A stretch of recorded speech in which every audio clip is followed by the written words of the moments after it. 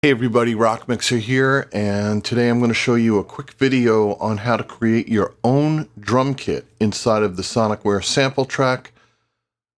Before I get started, I just want to say that on my last video I said that you can only have one drum kit track and 3 instrument tracks, and there has been a firmware update in the unit, and I believe now you can have up to 3 or 4 drum kits and at least 4 instrument tracks, and then the rest, of course, one shots and global tracks as well.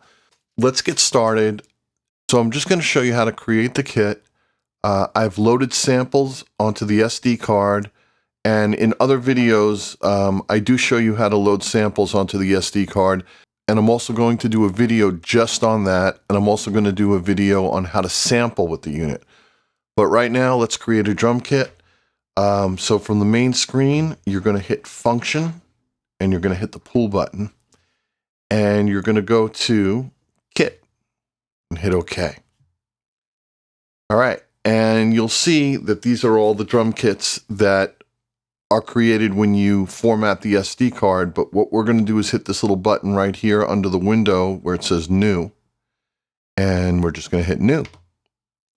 All right, from here, we are going to go to Instrument Parameters, INST-PRM, the top selection using this selection pad here, and we're going to hit OK.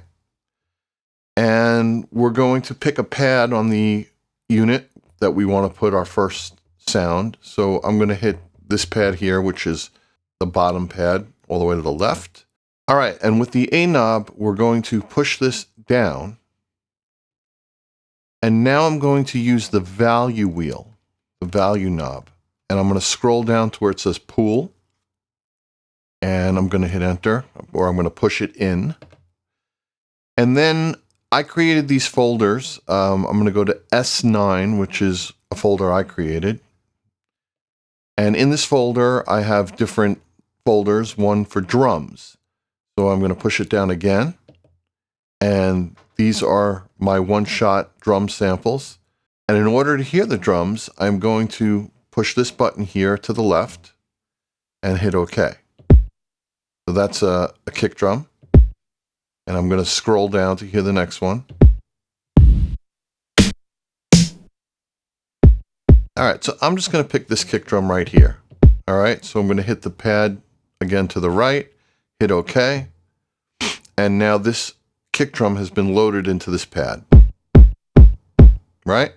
So now I'm going to hit the pad next to it, and I'm going to hit the A button again to select the file, and I'm going to scroll down to the snare drum, and I'm going to hit the left pad so I can hear. I think I'm going to pick that snare drum, so I'm going to hit the right button again and hit OK. And now we can hear that on this pad I have the kick, and on this pad I should have the snare. Okay? I'm going to add one more drum for now. I'm going to hit the hi-hat. So I'm going to hit this pad right here for the hi-hat. Hit the A key. Go back to the value wheel. Go back to the pad. Hit the left button. Hit OK so I can hear. Scroll down.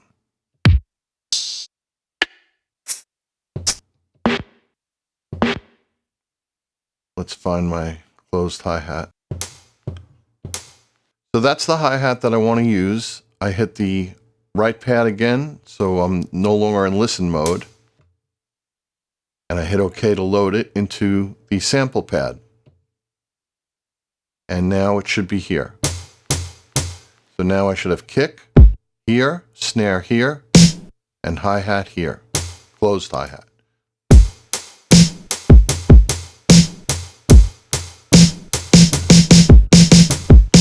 So when you create a kit, you have different parameters. The most common ones are for level and pan. So I think the snare's a little loud. I'm going to use the C encoder key, and I'm going to lower that snare.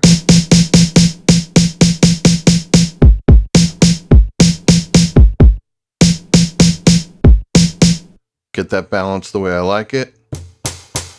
Hi-hat might be a little loud too. I'll bring it down a little bit.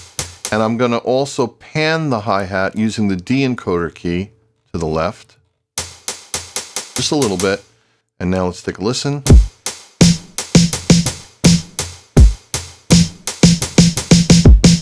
Okay. And obviously you can load up the rest of the drums the same way. I'm going to hit the back button.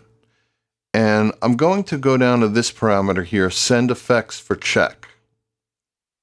Hit OK.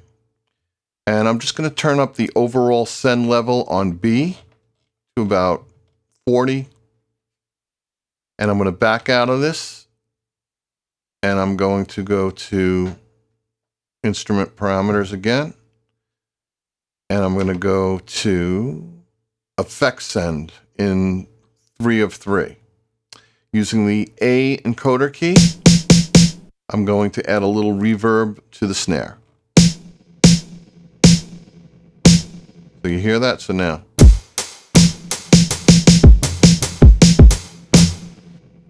Okay, so I like this. I am going to, once again, back out of this.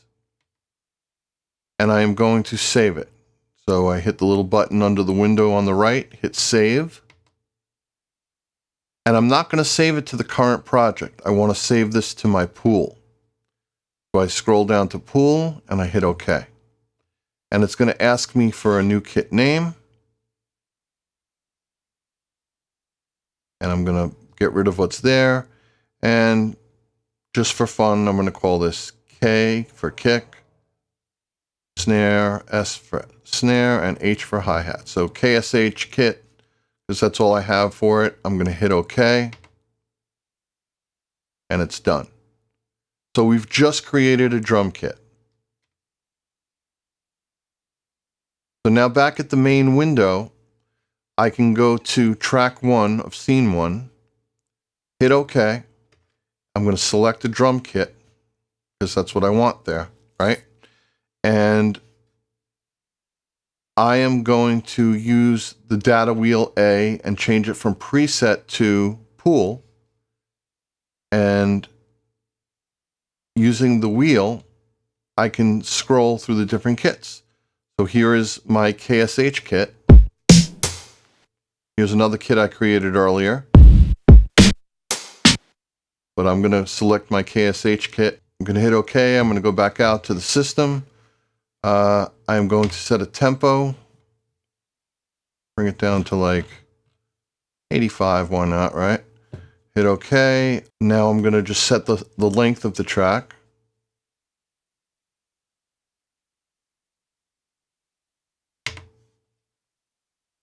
To 32. Hit OK. And let's record. I got a 4-bar count in.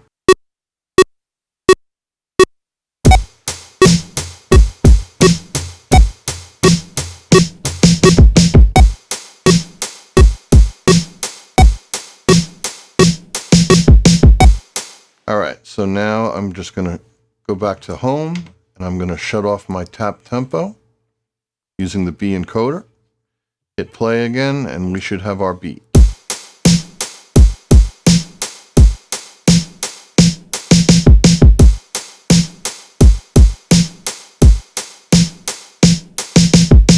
So there you go. We've created a drum kit by loading in samples that I put on the SD card. And in some videos coming up, I'm going to show you how to load samples on the SD card if you don't already know. And I'm also going to show you how to sample with this unit. I got to tell you, I really feel that Sonicware has done a great job with this unit. It's got a lot of great features and nuances. It's a little bit quirky, which I kind of like also.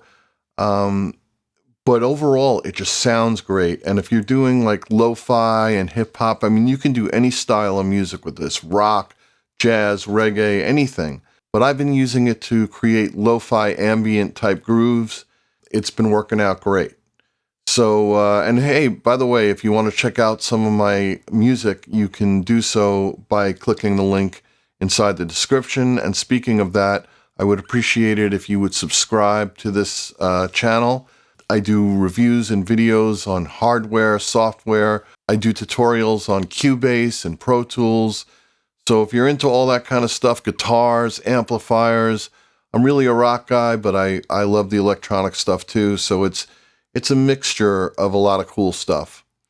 Again, Rock Mixer here. Hope you all have a great one, and I'll see you on the next video.